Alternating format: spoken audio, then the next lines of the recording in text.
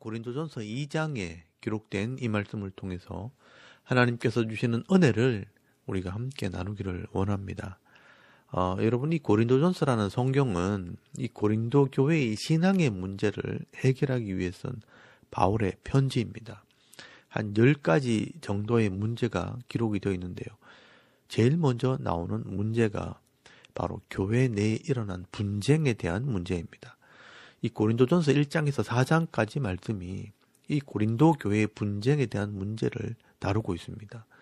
어제 고린도전서 1장 말씀에서 이 십자가의 은혜로 하나 되어라고 말씀을 했다면, 오늘 고린도전서 2장 말씀에는 바울이 겉으로 드러난 육적인 것만을 자랑하면서 서로 분쟁을 하고 나누어진 이 고린도 교회 성도들에게 어떻게 해야 하나 될 수 있는가, 영적인 원리를 설명을 하게 됩니다. 이 고린도 교회 성도들은 예수를 믿고 구원받은 성도가 되었지만 성숙하지를 못했습니다. 외형적인 이 종교 생활에만 관심을 가지고 있었지, 각자의 심령에 역사하시고 믿게 하시는 이 성령의 은혜와 하나님의 말씀에는 무지했던 것입니다.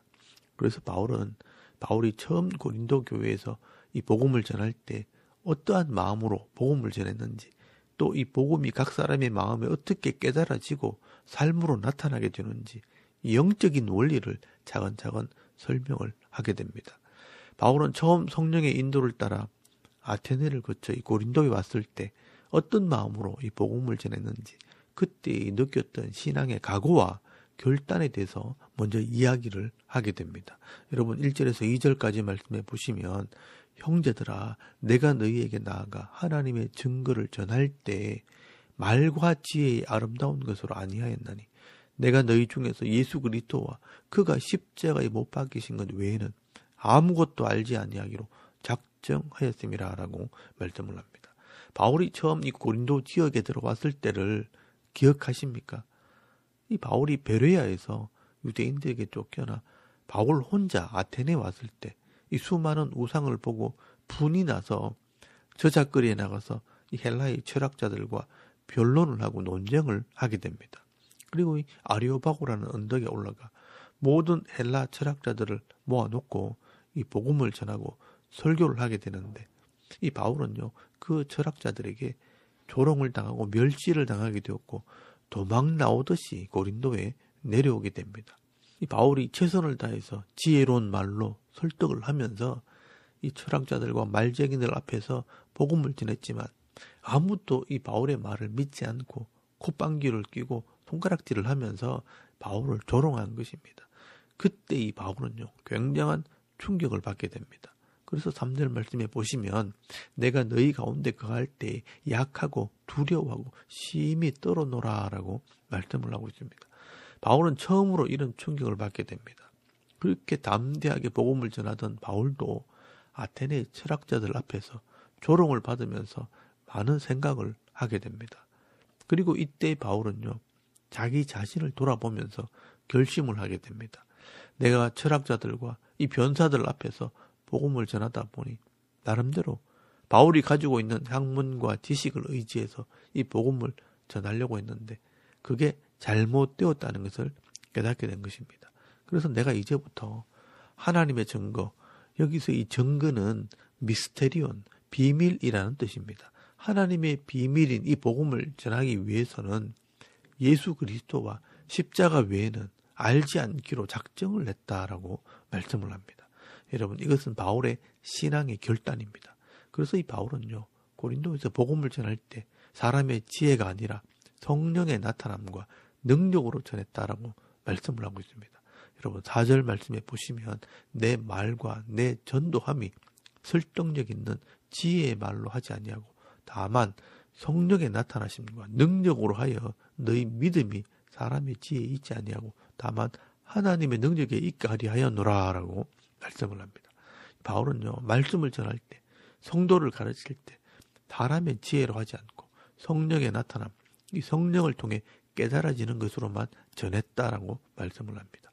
그러므로 우리의 믿음이라는 것은요, 사람의 말과 지혜를 믿는 것이 아닙니다.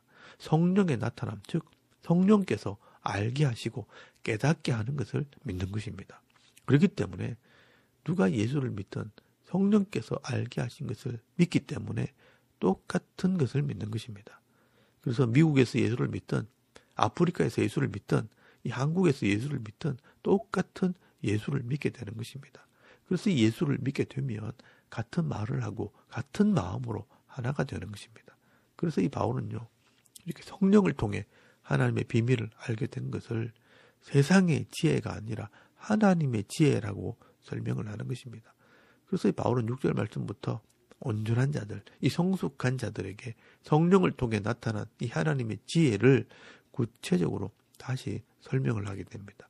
여러분 6절 말씀에 보시면 이 하나님의 지혜는 세상의 지혜도 아니요 세상의 통치자들의 지혜도 아니라라고 말씀을 합니다. 이 지혜는 하나님께서 우리의 영광을 위해서 만세 전에 창조 이전에 미리 정해놓은 것이고 예수 그리스도가 오기 전까지는 감추어져 있던 것이라고 말씀을 합니다. 그래서 이 하나님의 지혜는 이 세상의 지혜나 통치자들의 지혜로는 절대로 알 수 없는 지혜였다는 것입니다. 이 통치자들이 이 지혜를 가졌다면 예수를 죽이지 않았을 것이다 라고 말씀을 합니다. 그리고 9절 말씀에 이사야서의 말씀을 인용하면서 이 하나님의 지혜를 감추어 두었다라고 말씀을 합니다.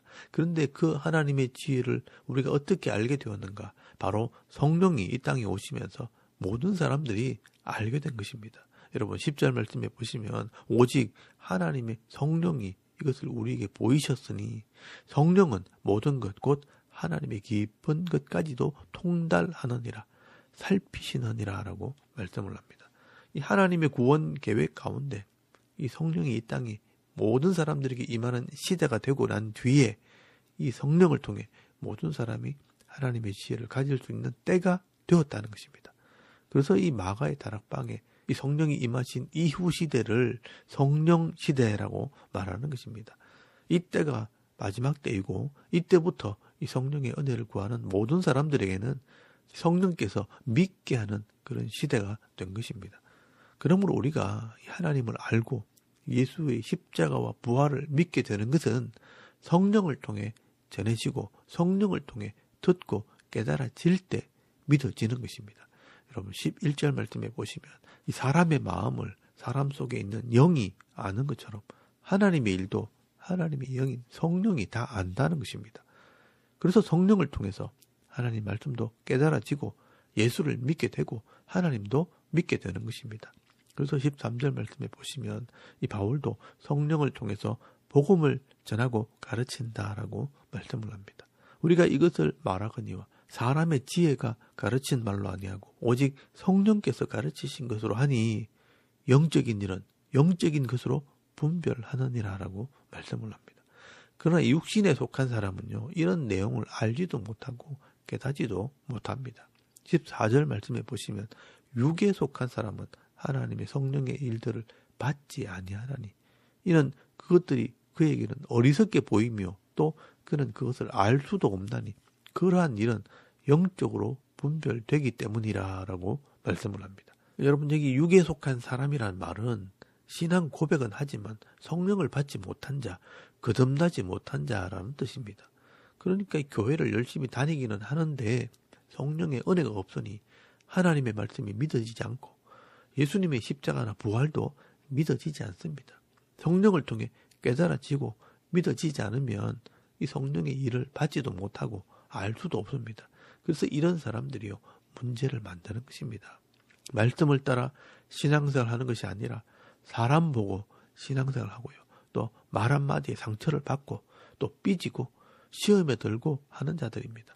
그래서 이런 사람들은 예배를 드리고 기도하고 할 때는 분위기에 눌려서 아무 말도 못하고 있다가 인간적인 말이 나오기 시작하면요. 그때부터 원망하고 불평하면서 분쟁이 일어나는 것입니다. 지금 이 고린도 교회가 그런 사람들 때문에 이 성도들이 나누어지고 파가 생기고 분쟁이 일어나게 된 것입니다. 그래서 바울은요.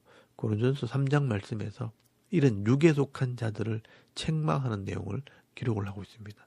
여러분 고린도전서 3장 1절 말씀에 보시면 내가 신령한 자들을 대함과 같이 너에게 말할 수 없어서 육신에 속한 자 곧 그리스도 안에서 어린 아이들을 대함과 같이 하노라 하면서 책망을 하기 시작하는 것입니다. 이런 사람을 육신에 속한 자라 어린아이와 같은 신앙인이라고 책망을 하게 되는 것입니다. 그러므로 우리 성도들이요, 교회에서 하나 되고 또 같은 마음을 가지고 같은 뜻을 품고 같은 말을 하려면 성령의 은혜가 있어야 합니다. 그래서 바울은요, 이 고린도 교회 성도들에게 이런 성령의 은혜가 없이 세상의 말과 지혜로 말하는 이 육신에 속한 자들의 말을 듣고 서로 나눠지고 분쟁하지 말고 성령의 은혜와 능력으로 하나 되라라고 말씀하고 있는 것입니다.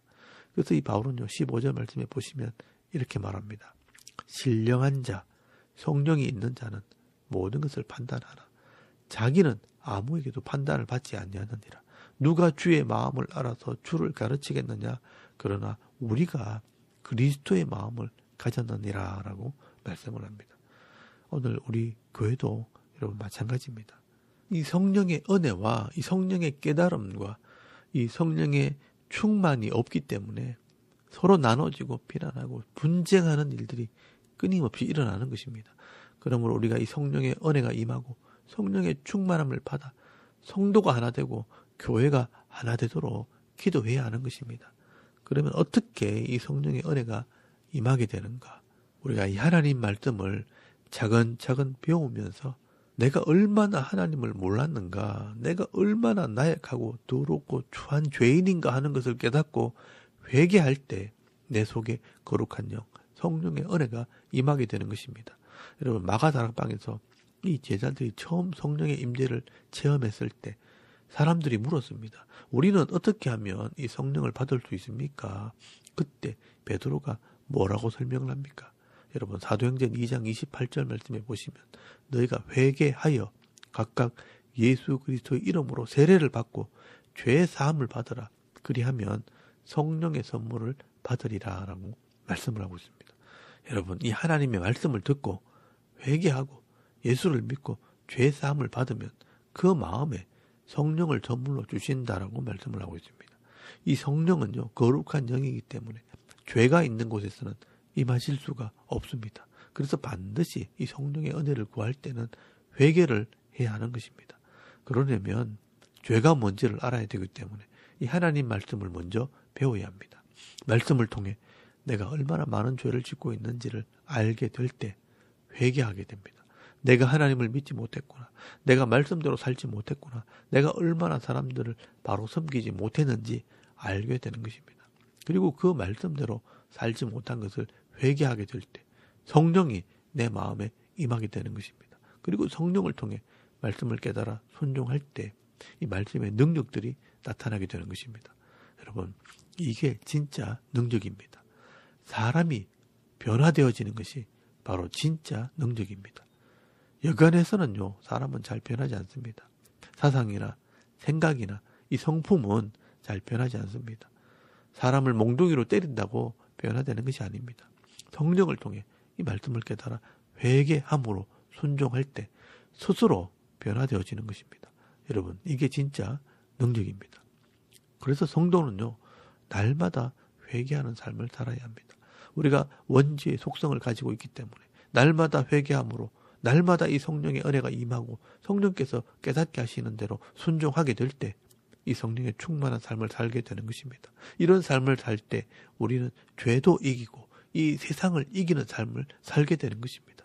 그래서 누구든지 그리스도 안에 있으면요, 새로운 피조물이 될 수 있고요, 또 새로운 인생을 살 수 있고 새 사람을 입은 자의 삶을 살게 되는 것입니다. 오늘도 우리가 말씀대로 회개하며 이 하나님 말씀대로 순종할 때 성령의 충만함을 받아서 죄를 이기고 세상을 이기는 삶을 살 뿐 아니라 모든 성도와 하나 되고 하나님 마음을 기쁘시게 하는 삶을 살아가는 저와 여러분의 이런 영적인 삶의 모습이 되실 수 있기를 주의 이름으로 축원합니다. 아멘.